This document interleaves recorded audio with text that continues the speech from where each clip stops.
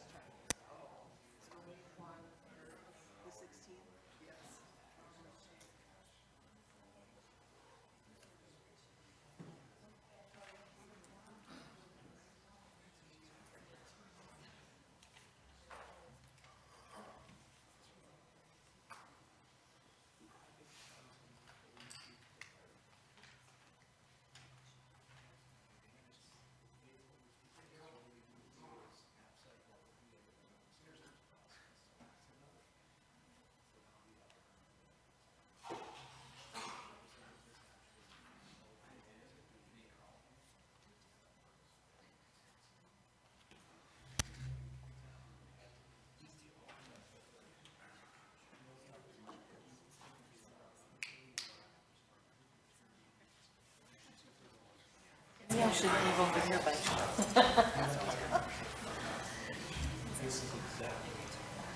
So, just asked if he's gonna cough and that caused noise from that week or so.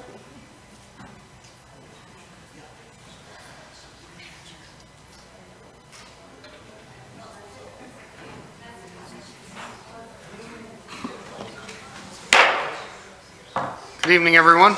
Welcome to beautiful downtown Grand Forks. This is the Grand Forks City Council's Committee of the Whole for Monday, November 25th. Under item 1, call to order 1.1, welcome and roll call. Weigel. Here.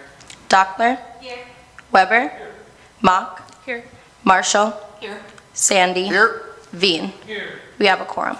Great, all present. Under item 2, discussion items 2.1, establishing precinct boundaries.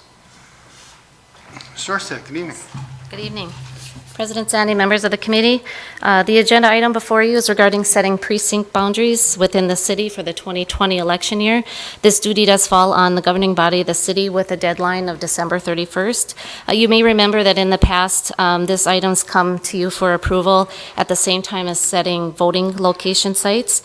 Voting locations are no longer required to be set by December 31st, but rather 64 days prior to the election. Although that's not until April 6th, we do plan on bringing that forward to you in February for discussion with council. But to this agenda item regarding precinct boundaries, following the 2010 census, redistricting wards and precinct boundaries were set by council. This will be up for review once again and potential adjustments following the 2020 census and legislative redistricting process, in which we will also involve the planning and IT departments as well as the county in that process. Historically, the city has not made changes between these redistricting processes. New this year, the city must seek input from representatives of the political parties, even if no change is being proposed. A letter and a map of existing precinct boundaries was sent to the district chairs of both parties, advising them of the recommendation of no changes and to give us any input, if any, which we have not heard any input back from them regarding any problems with the recommendation coming forward. Along with, they were also given the dates of the committee and council meetings. But with that, we just look for a recommendation to move it forward to council with no changes at this time. The precinct boundaries are shown on the attached map as well on your staff report. Any comments or questions? I'll move approval. Ms. Marshall moves approval, second by Veen. Any other comments? I have a quick question. Yep. Who makes the decision to make the recommendation that there are no changes? Well, council, finance, through finance and with the county and their input, we bring it forward to council. So every 2 years, it's come forward with you. Normally also with the discussion of voting locations. Sure. It just seems to me that the order would be you would come to us first and ask us if we want to make any changes. We would say no, and then we would send the letter. In this case, we sent the letter first, and now we're telling us that the recommendation was made. Or am I reading that wrong? No, and if we want to look at that process, we do have till December 31st. I certainly don't. but- I'm just Okay. morbidly curious about process, that's all. So, all right, well, there's a motion and a second on the floor. All those in favor signify by saying aye. Aye. Thank Opposed, you. same sign. Motion carries unanimously. Thank you. Item 2.2, amendment to the 2019 CDBG Annual Action Plan. Ms. Richards, good evening. Good evening. This is basically a request for change in use for CDBG funds that were allocated to Red River Community Action for their housing rehab program. That's HomeSense, which operates as a revolving loan fund. In January of this year, council approved granting them funds of up to $190,000 to run that program. Like many of us, Red River experienced some water damage from those October rains, and so they've asked to divert $20,000 of those funds to be used to repair water damage to the Ernie Norman Shelter, which is a homeless shelter for women and families. So that's the request. We do have to go through an amendment process, which requires a 30-day comment period and holding a public hearing. But in a nutshell, the request is to take $20,000 of funds that was allocated to Red River for housing rehab revolving loan program and instead allocate it to make water damage repairs to the Ernie Norman Shelter. Kevin Severson from Red River is in the audience if you have any questions on the specifics of either the program or the repairs requested. Any comments or questions? Yes, Mr. Weber. So because of the requirements, the soonest we can do this is January 6th? Correct. And would that be the night that we would give final approval? Or? Yes. Yes. Mm-hmm. So the public hearing and the final approval would happen at that time? Correct. With your concurrence, then we'll start putting ads in the Herald to start that 30-day public comment period. But yes, the way the calendar falls, the 6th is the soonest we can take final action. That's good, and Community Action understands that and is okay with that? Correct. Yep. Very good. We don't need anything more than a green light at this time? Right. This will come back next Monday, and then we'll just come back again for that 30-day comment period has closed, and you'll hold the public hearing on the 6th. Makes sense to me. Thanks.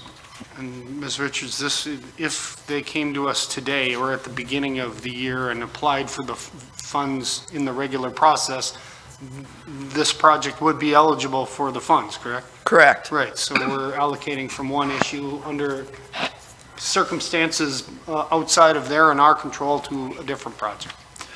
And this does get the money to them much quicker than if they were just to request funds from 2020. Correct, great. Any other thoughts? Yes, Mr. Veen? Is there any opportunity here for those CDBG funds to be used by any other flood-impacted properties in the community? Well, if people were income eligible, they could certainly apply to Kevin and Red River Valley for assistance through the HomeSense program. That is it's a loan program based on income, and depending on the income level of the assisted household, it would either be a grant, a zero-interest loan, up to a 2% interest loan. So if they did that, we could request that they would work through them to see if they're eligible and apply for funds. I don't know, what's your waiting list, Kevin? Actually, a lot of those funds are obligated already. There's maybe 25,000. Okay. So, yes, it's an ongoing program, but subject to availability of funds. There's limited funds that are available, but there are some that could make the request. Correct. Great. Yeah, Ms. Marshall. Yeah, so tonight you aren't needing a vote on this. You're just Correct. This is needing our just input. Yeah. authorizing staff to go ahead with that, publishing the notice in the Herald to start the public comment And period. as a member of the CAC, I totally agree with the need for this. Thank you. Thank you. Yeah, I see. Yes, Mr. Weber? I'm not even going to make a request, just a suggestion.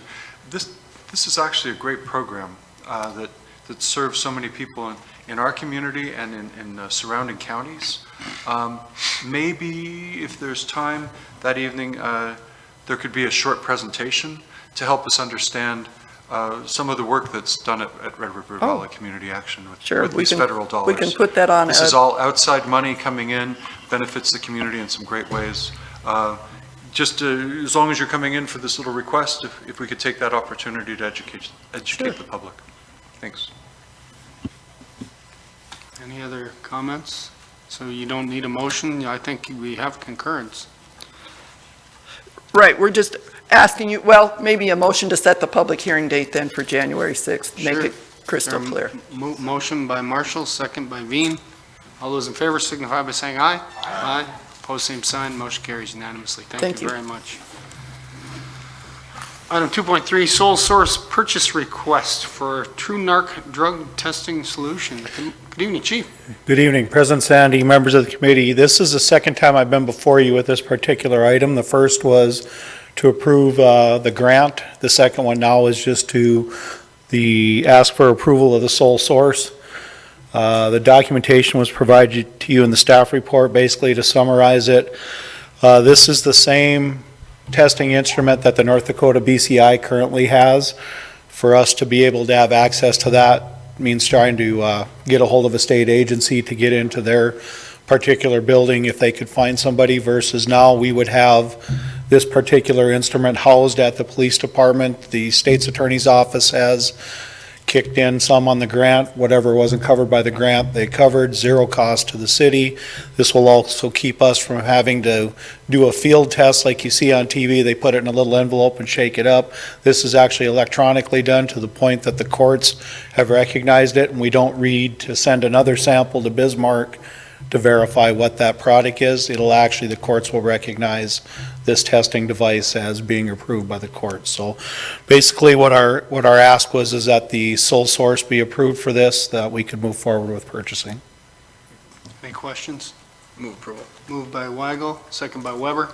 All those in favor signify by saying aye. Aye. Opposed, same sign. Motion carries. Thank you. Item 2.4, plans and specs, project number 8028, Mill and Overlay University Avenue from 3rd Street to State Street. Mr. Walker. Good afternoon, Council President Sandy, members of the committee. This is a project that we're proposing to construct in next year, and the total estimated cost as of today is just under $3 million, with the feds picking up about $2.2 million, leaving a city share of about $816,000. The plans and specifications are due to the DOT relatively soon, so they're basically complete, and we're seeking approval of the plans and specifications. The project is intended to be bid at the North Dakota DOT in Bismarck on February 7th, so shortly after that date, we'll be back to this committee seeking approval of the low bid award. Last thing I want to point out is that the description of the project includes University Avenue from 3rd to State Street, although it excludes the piece from Columbia Road to the coulee because that was reconstructed this year. And it also excludes the piece from Columbia Road to 25th Street, as that section of roadway is proposed to be reconstructed in 2022. On that basis, our staff's recommendation is to approve the plans and specifications. Thank you. Any questions? Yes, Mr. Weigel? Moved by Weigel, second by Dockler. I have a quick question. Are we special assessing the 800,000? No. Or we're paying? There is no the special city of Grand assessments. Forks is going to pay for that? Yes. And are we had a study done from, for University Avenue through that area, did we not? Are we taking into consideration, are there any aspects of the University Avenue corridor from downtown to the university that we're accounting for in this? So that's kind of an ongoing study. There's a number of people that have met on that project as kind of a focus group. The intent of that is to see what could be done after the project is completed. As you may understand, the rules of the federal government and the North Dakota DOT are pretty strict, so incorporating any changes in this project would be rather difficult. Rather, if we want to incorporate anything, the best bet is to do it after this project is complete. Okay, yeah, Mr. Weber. So follow up on that, just to confirm, so they're looking at bike infrastructure and other things, rather than doing this as part of this project, you're saying that would be done afterwards? If we want to implement some of those things, and right. Yes, and you know, there's many steps between now and then. Yes, and recall that we've kind of looked at bike infrastructure on University Avenue, and our previous recommendation has been to utilize the Sharrows. I know that the study is looking at doing something different, but there is limited space, so we will need to look and see what accommodations we would include and to verify that they make sense to be implemented. Any other? Yes, Mr. V. Mr. Walker, will there be some curb and gutter replacement and even some curb ramps for sidewalks and stuff a part of this project? So all of the ADA, all of the curb ramps that currently do not meet ADA requirements are obligated to be upgraded to ADA standards under this project, and that is included. But various curb and gutter sometimes have, settled and whatever. Is there some of that that's done, or is it pretty much left intact? I think that there is some curb and gutter. I'd have to check on the plans to make sure, but I can check on that and get back to you. But I believe that there is some. Certainly there is some around the ADA ramps. Any other? Yeah, moved by Veen. There's already a motion and a second, actually, yeah? Yep, I can't do it again. Yeah, Mr. Weigel and Ms. Dockler. Any other comments? Seeing none, all those in favor signify by saying aye. Aye. Opposed, same sign. Motion carries unanimously. Thank you, Mr. Walker. Item 2.5, Project 8181 Task Order Agreement with Houston Engineering for 2019 through 2021. So we have this type of agreement with other consultants that we do multiple projects with over the years. And the purpose of the agreement that's before you now is to kind of take the standard language that you would normally see in an engineering agreement and put it into a standalone document. Then, rather than including all of that information in each engineering agreement that comes forward, this agreement can be referenced and incorporated into that document without having the need to produce 50 pages of standard contract language.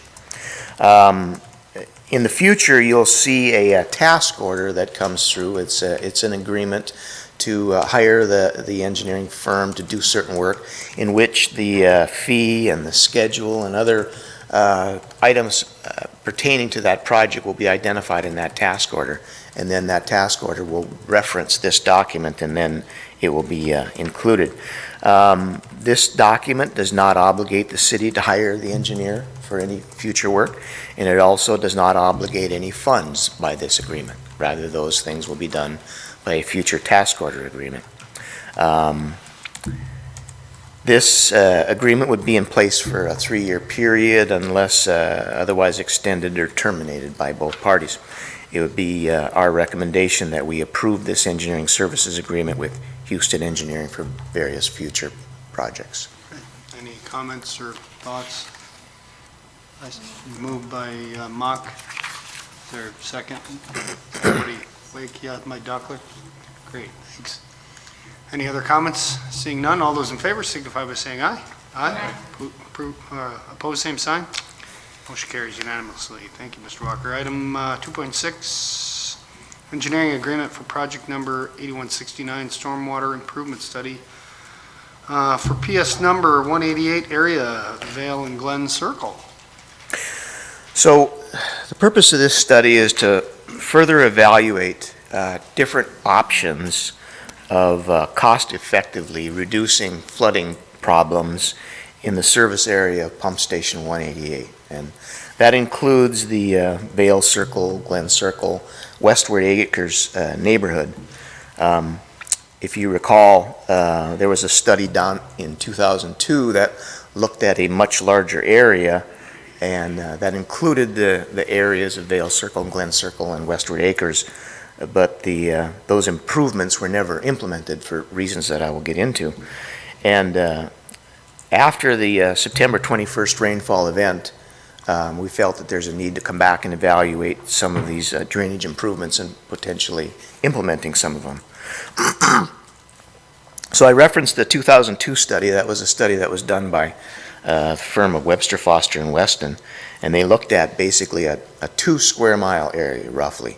And that 2 square mile area was bounded to the north by Demers, to the south by 32nd Avenue, to the east by Washington, and to the west by Columbia. That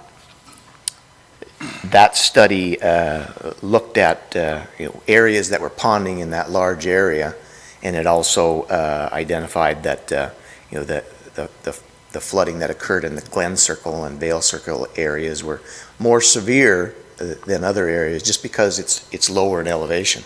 Those areas are about 2 feet lower in elevation, so what happens is that when there's severe flooding, the neighborhoods of Vale and Glen Circle and Westward Acres not only have to accommodate the rainfall that occurs on their area, but the areas adjacent to them will flow into their low area, either by overland flow or by storm sewers backing up.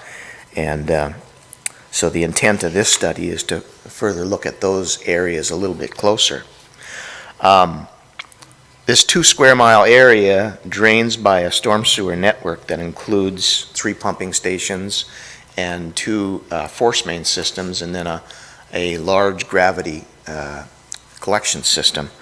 And the system is interconnected so that stormwater can flow into any one of these 3 pump stations. The 2002 study indicated that this system had the capability of handling a rainfall event that's less than what we would normally design for. Our standards today would be to design for a 5-year event, or in other words, a rainfall event that would statistically occur once every 5 years. The study determined that the storm sewer system in this area has a capability of handling something less than a 1-year event. So it was determined that this area could handle would be about a 1.1 inch rainfall event over a 24-hour period. A 5-year event, just for comparison purposes, is 2.9 inches of rainfall over a 24-hour period. What we experienced on September 21st was 5.4 inches over that 24-hour period, so significantly more. And according to the National Weather Service, that was the second highest rainfall event over a 24-hour period since 1893. We would estimate that to be approximately a 50-year rainfall event. So back to the 2002 study, when that was produced, it was estimated that it would take approximately $13.5 million to upgrade that system to a 5-year event, and would take approximately $16 million to upgrade it to a 10-year event.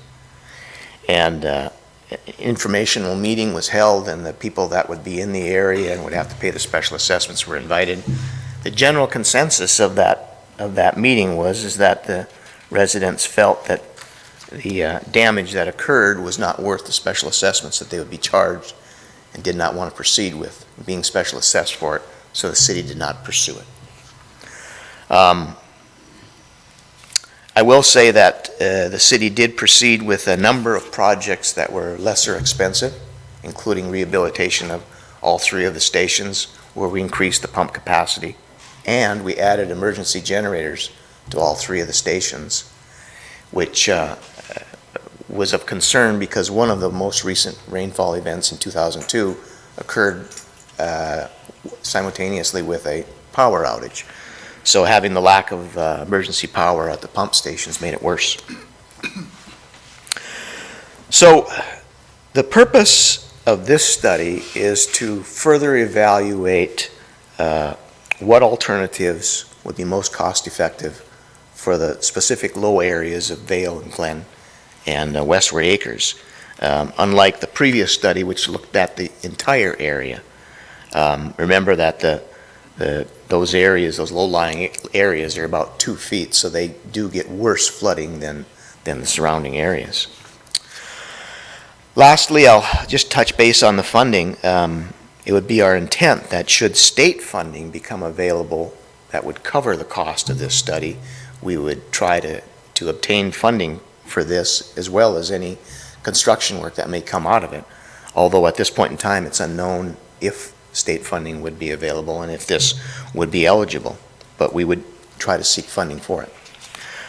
In the absence of that, we would utilize money from the stormwater budget to pay for this study, and in hopes that we can use unused funds that were in the stormwater fund that haven't been spent as of yet, and if need be, do a budget amendment that would carry money into the budget from cash carryover.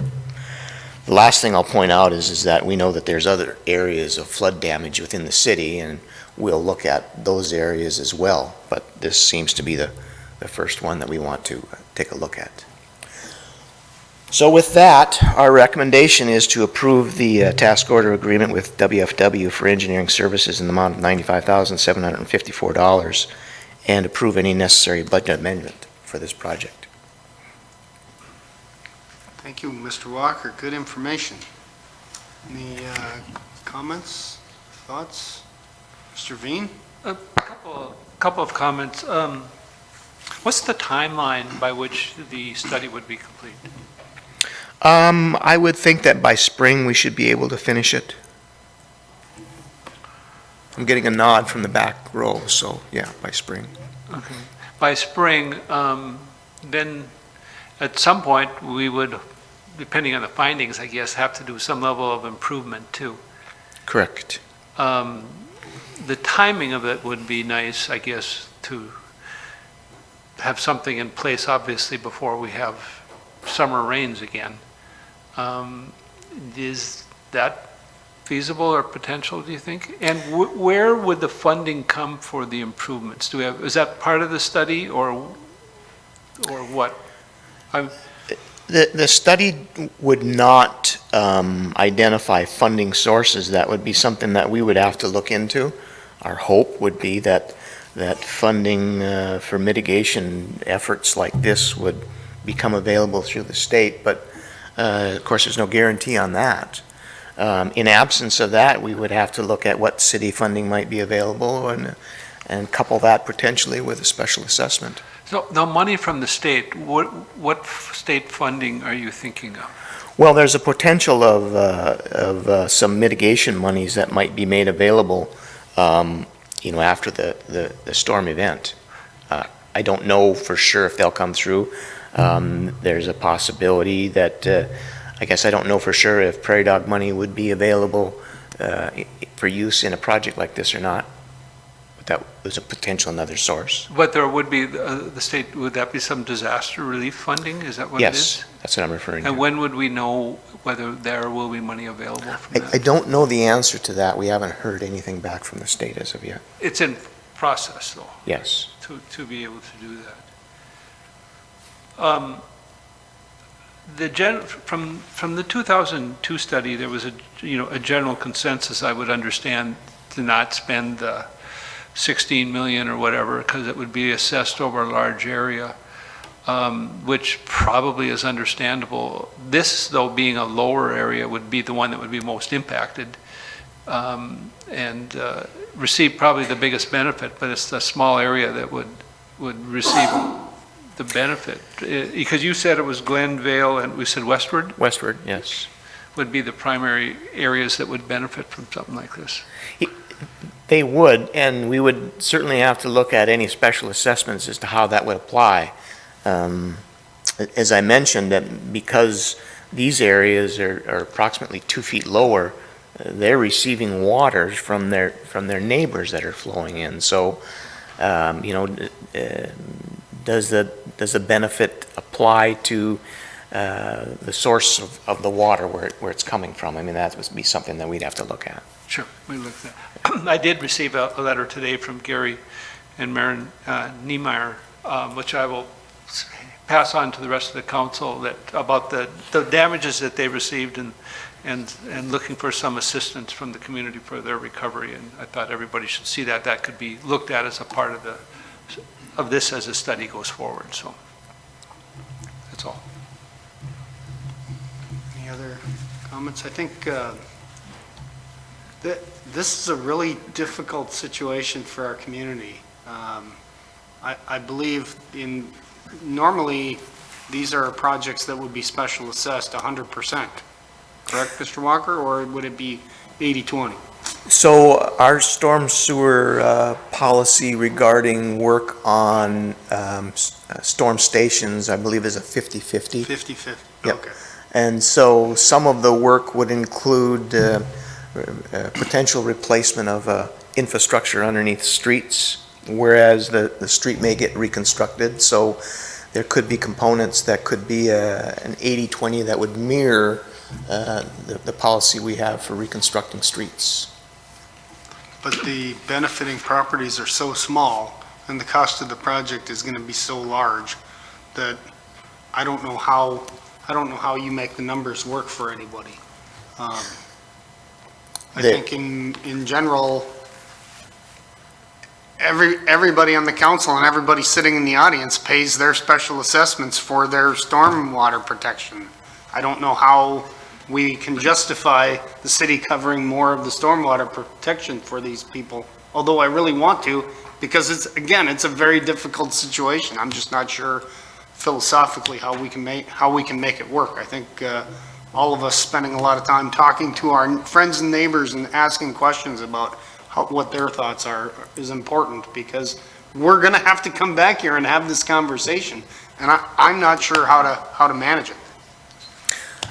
I will also say that there are some potential improvements that we would likely pursue if we went forward with this project that would not only be a benefit to the low-lying areas, but would be a greater benefit to the entire area. For instance, some of the most likely things that you would do is replace the force main from Columbia to 20th Street. That is a project that would have a benefit of a very large area. Adding additional pumps in the pump station would not only benefit the low-lying areas, but the entire area as well. So I think that the biggest benefit is going to be to the low-lying areas, but there are going to be benefits that would be very broad. Yeah, Mr. Veen.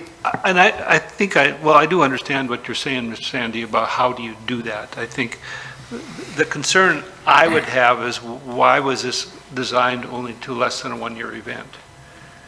That would be something that we should, and it was done so long ago, I don't know if anybody could ever answer that reason, or the rationale for that, but, you know, I think people should have a little bit of security when they leave town, that they don't have to worry about their basement flooding because of the undersized storm sewer. Sure, which that actually leads to a question that I had so at what point are these properties getting water? At what point is the road actually flooding? Because if they can handle something less than a standard one-year rainfall, what happens every other year? I mean, I'm not hearing about water standing in the street there every other year like I had in North 20th Street by Hugo's up there. Are they is there standing water every other month when we have a rain?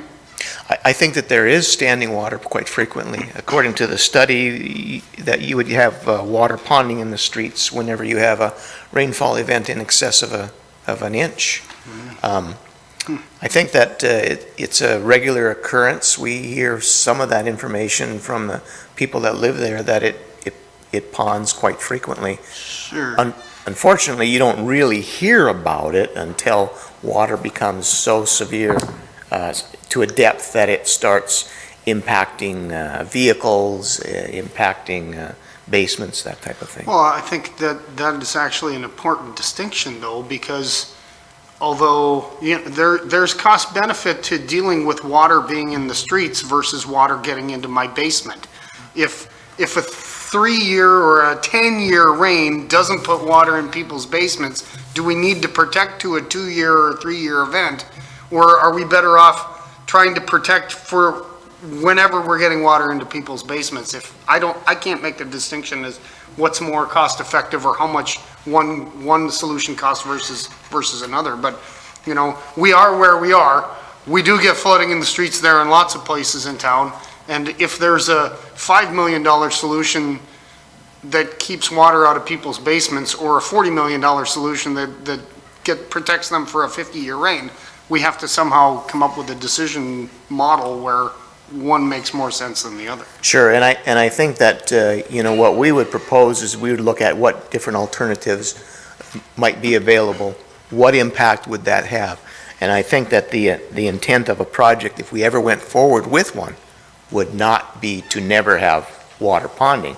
It would be to lessen the duration, the frequency of ponding, and the depth of ponding. Sure, very good. Mr. Grasser? Well, if I can add on to that too, I think some of this is my thoughts and opinions, but I think when you get into an area, right now our current design is about a 5-year event.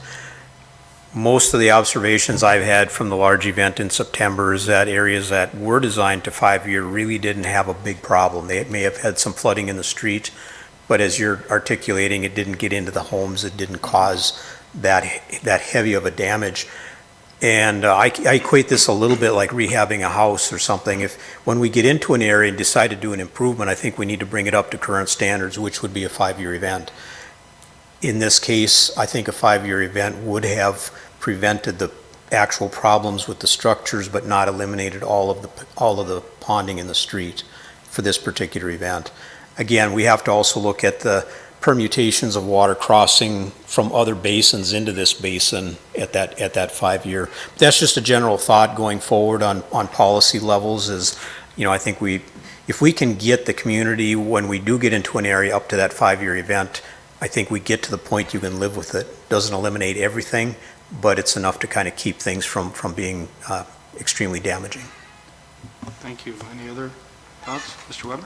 This is Mr. Vian's ward, so I'm wanting to tread lightly here.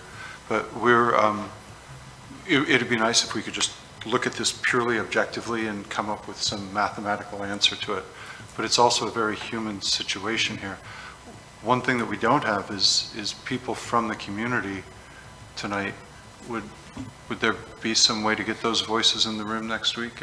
Well, Paul, do you want to? That'd be you. Sorry, sir. Thank you. I'm the president of the association. I actually live Oh, on the of course. on the end that was not impacted. Can you state your name for the record? Yes, Paul Nelson. So I live on Vale Circle. I'm on the other end. I'm on the east end. One thing that kind of came to light today, somebody on our board mentioned, we've got a lot at the west end of the association that, for whatever reason, they never built on. And we own that. We pay taxes on it. We mow it, and that's all we use it for. So I don't know if there's a possibility of selling that to the city and turning it into a retention pond, and if that would take, because that's right in the area where the pipe comes from Glen Circle down into Vale Circle and then turns. So I don't know if that's a possibility, but that is another option that may be less expensive. Mr. Grasser? Thank you very much. You love stormwater ponds. Yeah, I love stormwater ponds, yes. Yeah, if I can say, I think we have to be careful here. We're kind of jumping into conclusions, and we're almost treating this like a decision as to what it is that we are doing. What we're doing now is just approving the engineering agreement so we can start getting answers, so we can come to conclusions, be it the technical, how much ponding, maybe even the financing components, depending upon what we find and what we think are the best combinations of actions to take, will impact the funding component and the size of the district and all of those things. And we don't have those answers right now. And I guess I think we should just move ahead with the study, and then we'll see where that helps guide us. Very good. Yes, Ms. Mock? So with the study, will we get a perspective on that smaller area, but will we also get a perspective on kind of more of a larger area of the city to see if there are improvements that could happen along Columbia or Washington, or, you know, like a larger systematic improvement that would also help? That won't be part of this particular study. We actually have information on other areas of town that have chronic ponding, and I'm sure you all know of several probably in your wards. Again, you know, when the city has built from the 1800s to today, you know, standards and things were a lot different during many of those years. So we have a lot of areas of chronic flooding. And I think it's something we need to look at going into the future. Particularly, I'll plant a seed here with you know, potentially some additional prairie dog money. I think we should be a good idea if we had a systematic plan to help improve those areas. Can we use this new plan then with some of those existing plans to see how they all relate together? I think those will all end up having to be studied independently, because they're like even though we're very flat, they're independent sub-basins, and so the pipe you need to do to improve one area is a different pipe than you need for another area. Okay. Do we need a motion on that? Yeah, we need a motion. I can do it first time? Yes. Yes, I'll make the motion then. Mr. Veen moves, second by Marshall. Are there any other comments? I think I'll just make a comment. If it were my basement that we're getting water, every time we got 2 inches of water, I'd be asking for help too. So I think moving this study is really important, and hopefully we'll have a crystal ball in the future and be able to figure it out. Any other comments? Seeing none, all those in favor signify by saying aye. Aye. Opposed, same sign. Motion carries unanimously. Thank you. Thank you, Mr. Walker, Mr. Grasser. Let's see, what's next on our agenda tonight? Item 2.7, sump pump discharge policy review and action plan. Good evening, Simonson. Good evening, President Sandy, members of the committee. My intent tonight is to provide some information for you, some items that were brought to our attention by our operations staff, and that we followed through and done some study and potentially some additional study. With that, the City of Grand Forks Public Works Stormwater and Street Division Operations staff continues to respond to stormwater concerns as a result of the historic heavy rains and early season snow event that resulted in soil saturation and related drainage issues. So on Friday, November 8th, the Public Works Streets and Stormwater supervisors reported increasing locations of ice buildup on city streets. And so they brought in some photos and really were concerned about how this would affect operations heading into winter. And so we got together as far as operations, waterworks, engineering, and public information to review this current city code, to discuss ongoing operational concerns, and consider some potential strategies related to public information that we could provide, effects on infrastructure and private property, potential effects on equipment and operators, and effects on transmission and treatment capacities of separate storm and sanitary sewer systems. Also, a potential for what we've talked about in past years, but this year, it had more of an effect this year, and so I think we talked more about maybe a seasonal exemption or a change to city code that would allow people seasonally to discharge sump pumps into the sanitary sewer during the winter season. And so some areas may pump longer into the winter season than others and then start again in the spring sooner than others. And for those areas, we thought that might be advantageous and then would help us also on the operations on the street side of things. So on this, you'll see another photo here where the depth and the width of these areas varied throughout town. Throughout the city, but there were some significant areas. There you can see some tire tracks where somebody had to drive out of that situation. So what we did is, of course, with the street division, they take action. And so when the weather warmed a little bit, they went out with payloaders and removed the ice as much as they could. This is a representative area, but it is not all of the areas that they went out and removed ice. But this is from approximately Demers south to 28th Avenue South and from Columbia Road to the river. So that's an indication of how many locations were involved with some ice on the street. And so it was more than what we've seen in the past. And obviously with the wet weather we've had, it's not surprising. And so with that, our operational concerns that they shared was catching the edge of the ice with moving equipment is a safety concern and can cause breakdowns. Also, once it gets built up to that degree, really no equipment, material, or technique will effectively or affordably remove that ice in the middle of winter. And then pushing snow, when we wing back on the berms to make room for more snow during the winter, kind of in the late winter. And so if we pile up ice, pick it up and put it on the berm, that's another impediment, which is not good.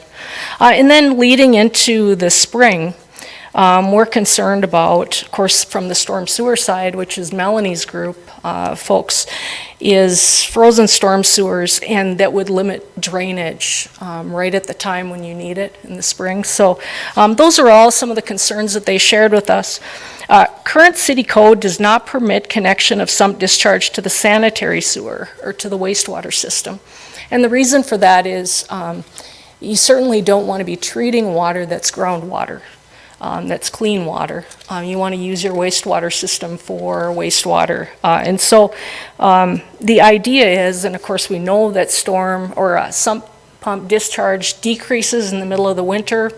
Naturally, it just slows down and kind of helps us out. But we're concerned about how long this will last this time because of the saturation.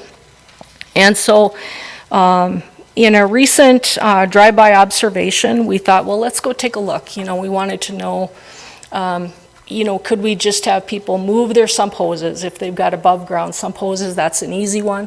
Make sure it's not draining right to the street, maybe into the yard now in this type of season. And what we found we were in the north end of town, was about 10% were above ground hoses and things like that. So people have added sump pumps. Exterior sump pumps, interior sump pumps, and there's various ways of doing that. There's also underground piping and cuts to the curb. And in a typical year, that works really well. They work when it's seasonal and it drains to the storm sewer, which is what we want, and that's what how city code reads. So in our way forward action items, what we're thinking is that we do recommend that above ground sump hoses be routed to the yard rather than to a driveway and to the street, where it would run to the street. And then to continue observation and track what we can see from street side and see where we can, obviously, we're going to help and remove things where we can. But as we head into winter, we may want to return even as soon as next Monday. This was kind of heading into this report. Not sure whether to bring back an absolute change to city code or to recommend an exemption and for this season. And so we need to consult a bit maybe with the city attorney as to that language and or a change to city code to allow for seasonal discharge into the sanitary sewer. And what other cities have done has been like an October to March time period, November to April, right in that time period to allow for that. And we think that may also help. We've had some questions from residents who have called and they want to change it or they want to know, how do we prevent this? We're seeing this on the street. They're concerned. We know that some of you have probably had some calls as well. So we thought tonight we would address it with you and get your feedback and then,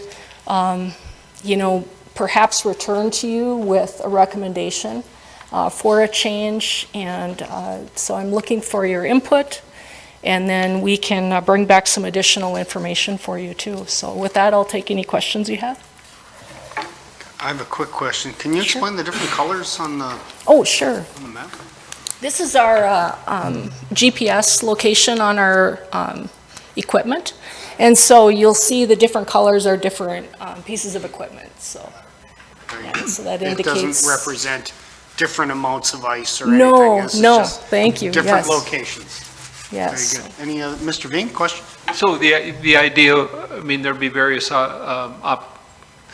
opportunities, I guess, for different levels of improvement, but you would look at potentially putting a T in the line and putting a valve on that would allow you then to drain right into the floor drain, something like that is what would be a potential, and then that would be allowable for just certain times of the year and potentially even on certain years, because obviously we aren't always as wet as we are this year.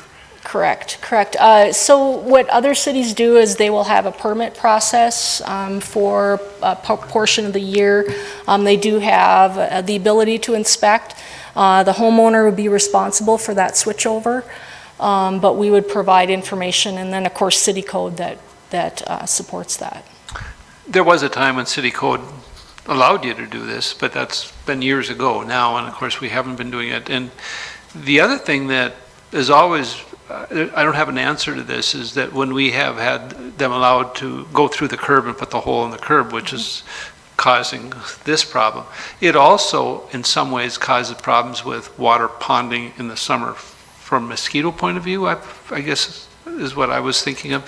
When you put it on the property, it typically soaked in, but then you had the issue of that just kind of recirculating, going back in the ground and then pumping it back up and stuff. So that it's almost like there's not a really good win-win situation on this. It's trying to figure out how best, I would assume, to accommodate, especially when it's this cold for the sump pumps. Yes, that's really what we're looking at, and I think we're always impressed with the residents' willingness to call and ask what they should do, and I think they're doing their best really with the sump drainage this year to do what they need to do.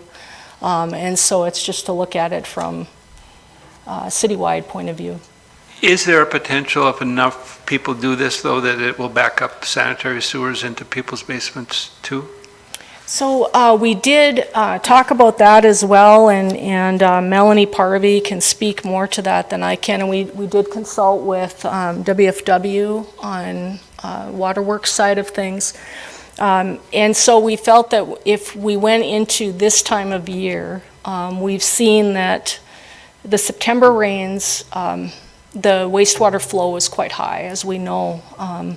And so now it's diminished again seasonally, and then because we haven't had those rains since, so that now we believe that we could do something like this and it would be, we'd have the capacity to do that. But that's part of the language in here about monitoring that. And we even thought about doing some pilot areas this first year and then monitor that flow and that usage, but we believe it would be okay. But that's part of the that's part of managing that system, and that change would be to monitor that. Other, Ms. Marshall? Are homeowners now being told that they could or should route the water to their yards instead? We're looking to, going forward, providing some additional information as far as public information. We wanted to see what came out of this meeting and the feedback we got as well, and then do some targeted information, some of the easier things that can be done right now, and then work from there on some of the larger items. So would you anticipate then some something being put on our website or the social media sites to be able to let people know what the options are? Correct. We can do that, and we've had the Public Information Office involved with this, so that we could discuss some of those options. And that's kind of how we see doing that. Other comments? I think I've been requesting that we make this move for several years now. I built a home south end of town that a couple years ago where I had nothing but issues with my sump pump, and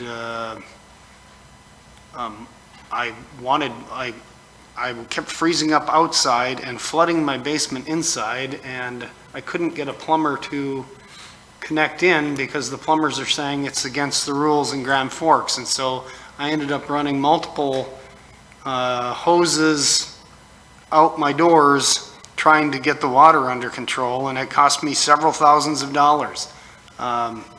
Whereas in my opinion, I think making this change, I would suggest making a change to the ordinance, implementing some sort of a fee for it, and having, and I'll leave it up to the process up to our employees, but perhaps you have to, a plumber would have to get a permit to do this, and that way we would know who it is, and we can add a $2 a month charge, for example, to their utilities for the right to discharge during certain months down the water main system. I believe if you drive down in Deacon's Greens, if you drive around that neighborhood, there were several significant ice dams in the road, and everywhere else where there wasn't ice, they're already putting it down the drain. I lived out there, I have lots of friends out there, I know they're doing it, and I know they're doing it all over the rest of town. There are so many people that have already figured out how to plumb it in for themselves. We should, in my opinion, there are a significant portion of our population that believe that they have the right to put down the water down the main.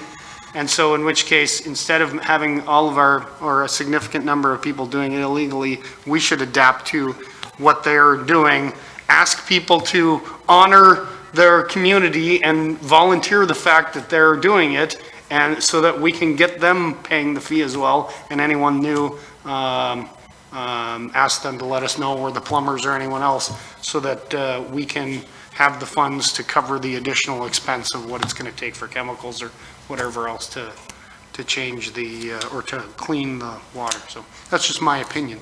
But I personally would suggest we make the ordinance change. Mr. Walker, something to add? Grasser. Oh, yeah, sorry, thank you. Thought he was maybe standing behind me. I'm going to try to piggyback onto this thing a little bit. It's a similar subject, but not quite the same. I know we've had a number of questions from people on, what kind of sump pump should I put in? How should I address this wet situation? And just to kind of give our take on it, the things that a homeowner can do are a lot of the same things that we talk about in the spring of the year.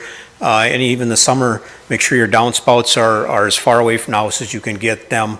Make sure that around your foundation, everything drains. A lot of times, settlement will occur along the foundation over time, and water will actually come back towards the foundation.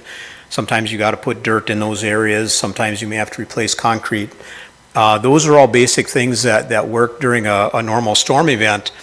And during a normal storm, what happens, that water starts percolating down through the soil on its way down to the groundwater.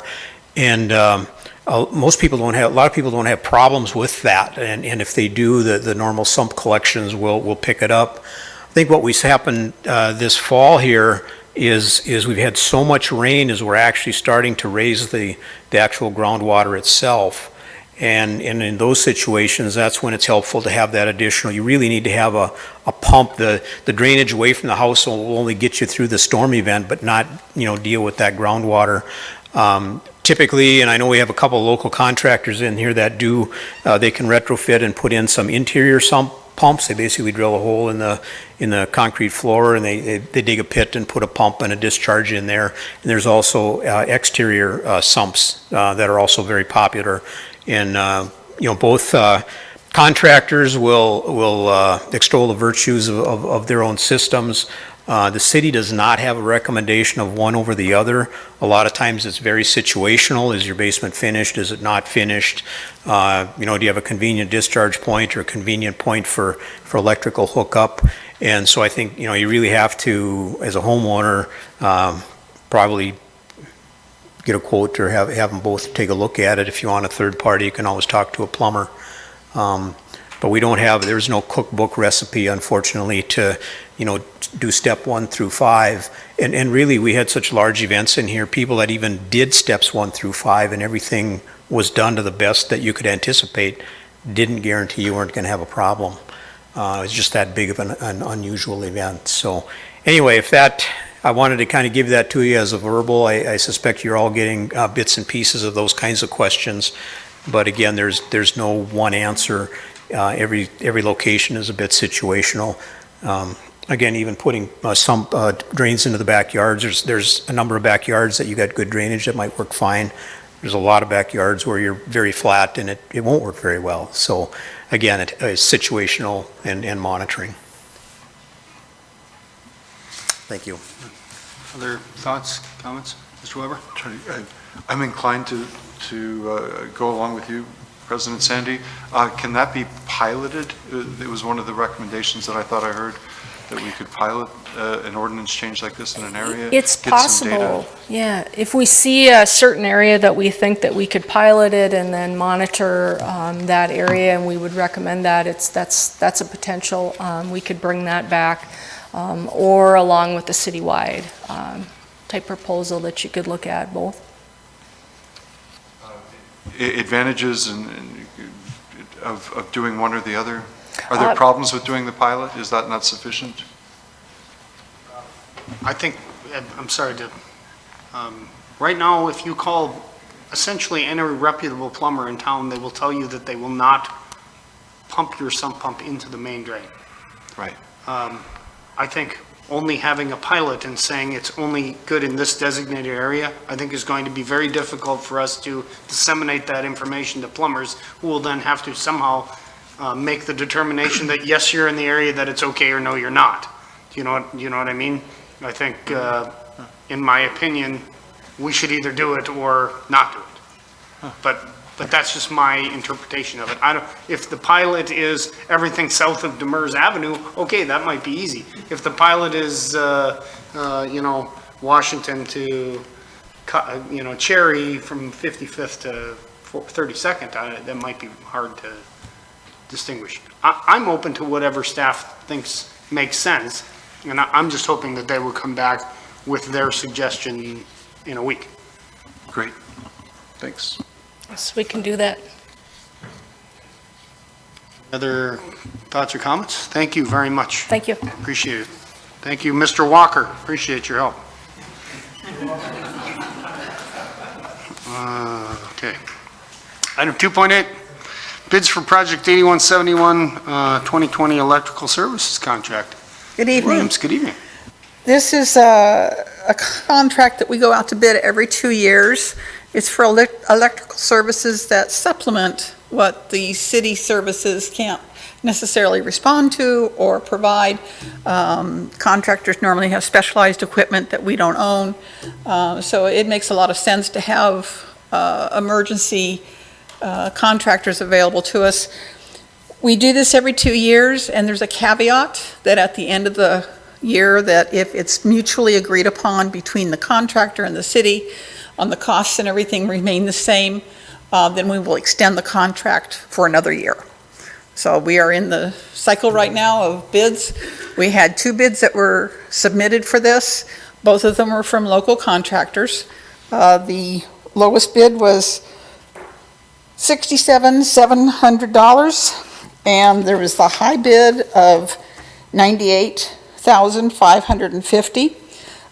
That's based on a list of services that we gave them with a estimated number of hours, so that the bidding was equal between the two.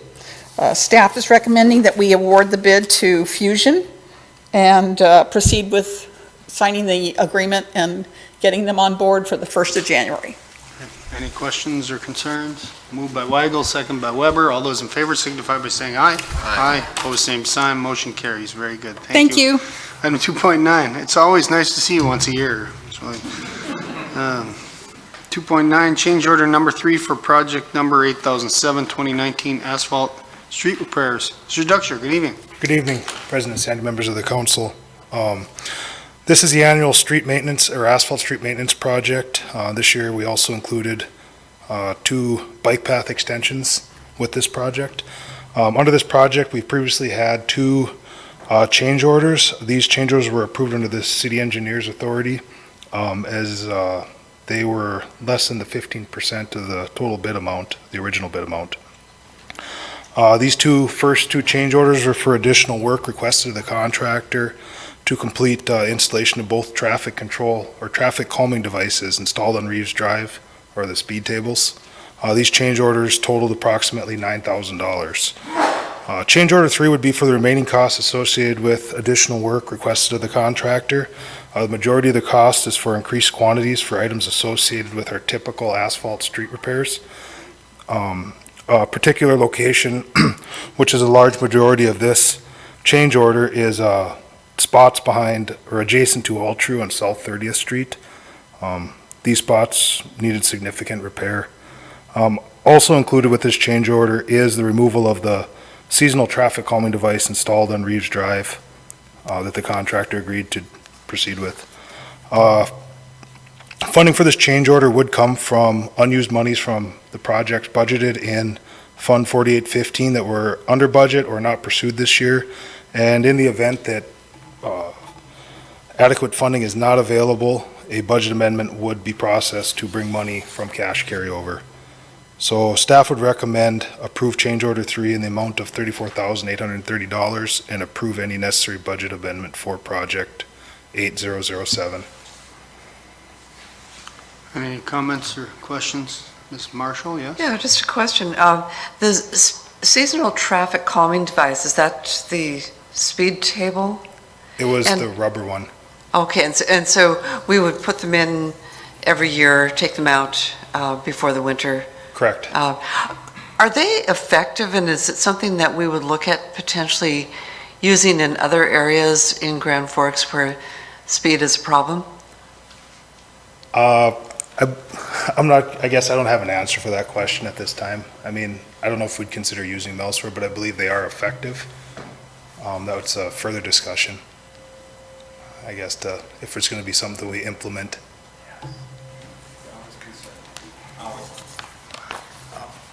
In that regard, we are going to plan on bringing in a short staff report relative to the costs and effectiveness that we saw on the speed table. So I think there'll be an opportunity to have further discussion on that later on. So the work this year was kind of experimental, just to see, again, so you can see benefits and costs. Very good, thank you. Thank you, Ms. Marshall. Any other thoughts, comments? Mr. Weigel moves approval. Mr. Weber seconds. All those in favor signify by saying aye. Aye. Opposed, same sign. Motion carries unanimously. Thank you, Shane. Item 210, change order number 1, project 8003, 2019 storm sewer repair. Mr. Krinko, good evening. Good evening, President Sandy and members of the committee. What you have before you is a change order for our stormwater repair project. This is our annual project that we have for emergency storm sewer repairs. Not to continue to beat the drum on the rains that we had in September, but we ended up having just a couple of situations where we had some sinkholes. One over on South 10th Street, just south of 24th Avenue, and the other one was adjacent to a bike path near the 2100 block of 32nd Avenue South. This change order is for the costs associated with those repairs, and with that, staff is recommending approval of the change order number 1 in the amount of $72,049, and approve any necessary budget amendment for the project, and also retain the city engineer's authority to approve future change orders for this project within 15% of the original bid, excluding the amount of this change order. If anybody have any, Mr. Weber moves approval. He trusts in Mr. Veen, yeah. All those in favor signify by saying aye. Aye. Opposed, same sign. Motion carries. Thanks. Item 211, 212, and 213, federal funding requests, urban grant program, urban roads program, and regional roads program. David, it's always good when you bring us road projects and grant projects. Well, I do try. The Urban Grant Program, this is the Main Street initiative that the governor has been pushing. This is for downtown revitalization, and this is a competitive grant program. As you may be aware, we recently ended up getting the 3rd Street reconstruction from Demers to University. What staff is proposing on this one is to reconstruct North 4th Street from Demers to 1st Avenue North. This is adjacent to the parking garage that is there, as well as the that boutique hotel and event center that is proposed to be constructed in the near future.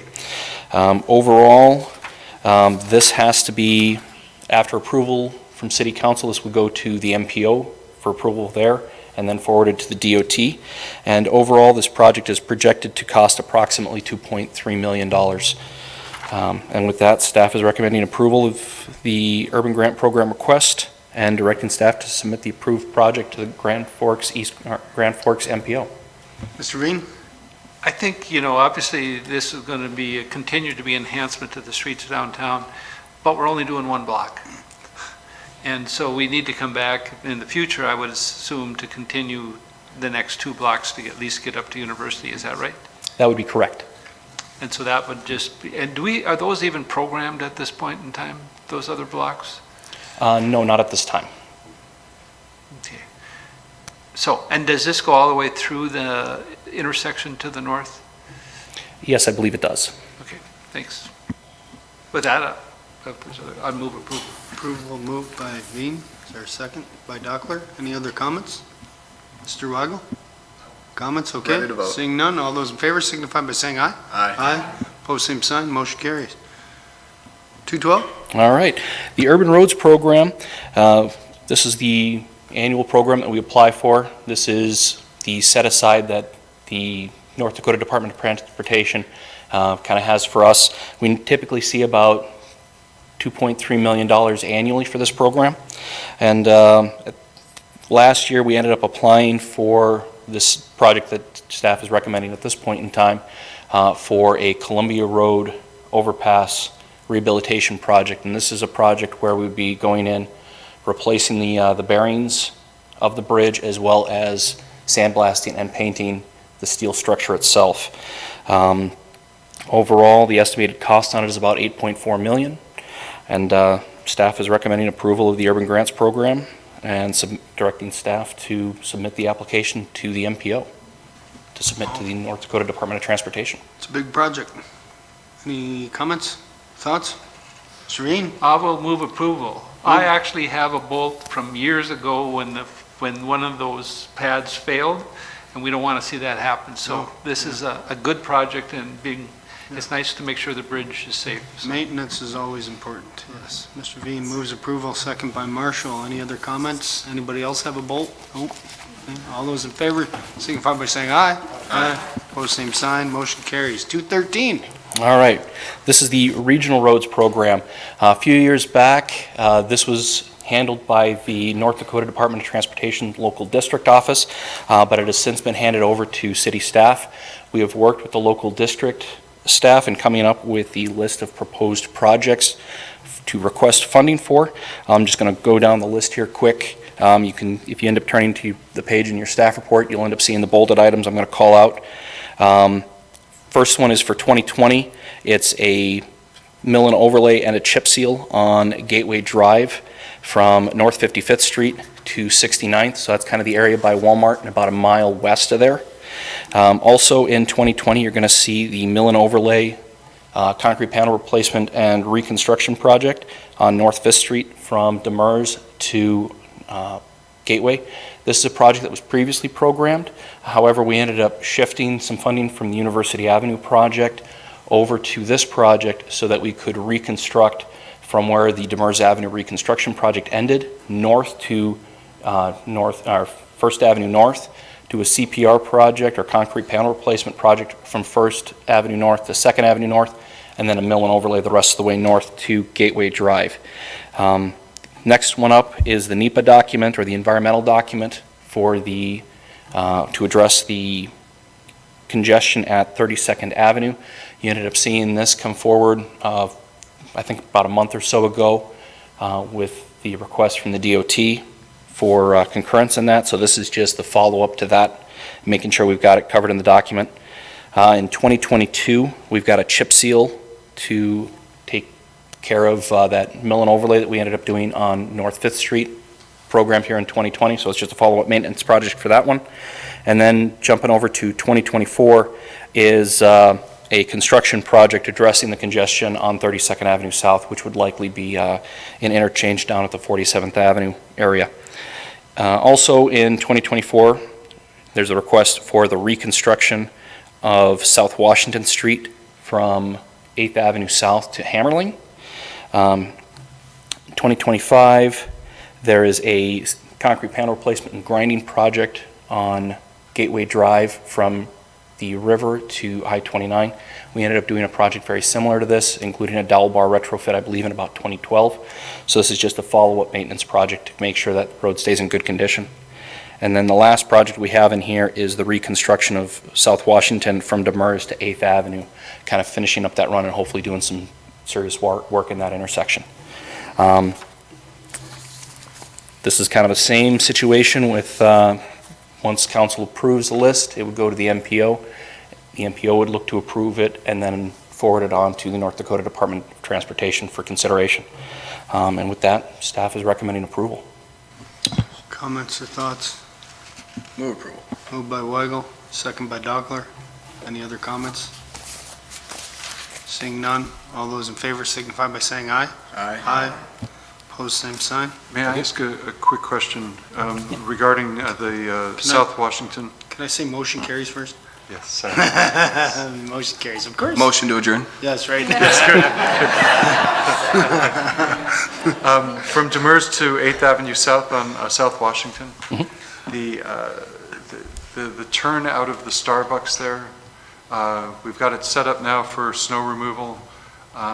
Is there any long-term plans for making that a permanent situation, one way or the other? Are you referring to the flexible delineators we currently have? Thank you. At this point in time, I'm not aware of any particular changes that we're looking at. They do seem to be working. We'll just put it up seasonally and take them down seasonally? I think that's the game plan at this point. Yep, and we would take a look at it as part of that reconstruction project. Very good, thanks. I think as long, also our great officers should be letting people know when they're turning the wrong way that it's not appropriate. And I think the more we do that, the fewer people and the fewer often, or the less often that will happen. So, great idea, Mr. Weber. Thank you, David, as always. Nothing under other business, unless anybody has any other business. Any announcements, Mr. Phelan?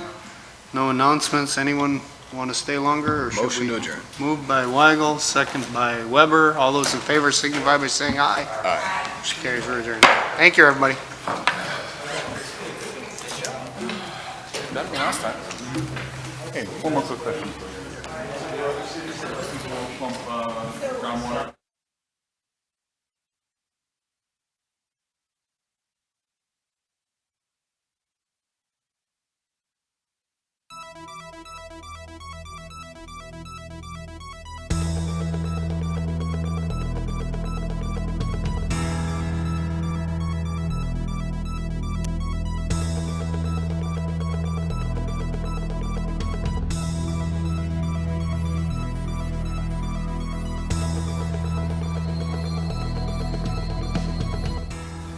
Thank you for being with us tonight. This meeting has been brought to you in part by Let Grand Forks International Airport help you start your next vacation off on the right foot. Grand Forks International Airport offers flights to the sunny destinations of Orlando, Las Vegas, and Phoenix on Allegiant, and connections anywhere in the world through Minneapolis-St. Paul on Delta. Forget the hassle of long drives, parking nightmares, and stressful check-ins. The convenience of flying locally means less headaches and more time for you. Grand Forks International Airport. Your airport. Simply grand. Know what's in this box? Well, in case your crystal ball is broken, here's a hint. Safe, reliable energy, for starters, but there's also a commitment to this community. See, at Xcel Energy, this is our hometown. So we're not just about making a living here, we're about living here. Oh, I wish I had wings. In our community, we're always delivering. Xcel Energy, responsible by nature. Brantley Gilbert returns to Grand Forks Fired Up Tour 2020 with special guests Chase Rice and Brandon Lay. Alara Center, Saturday, May 2nd. Get tickets now at Ticketmaster.com.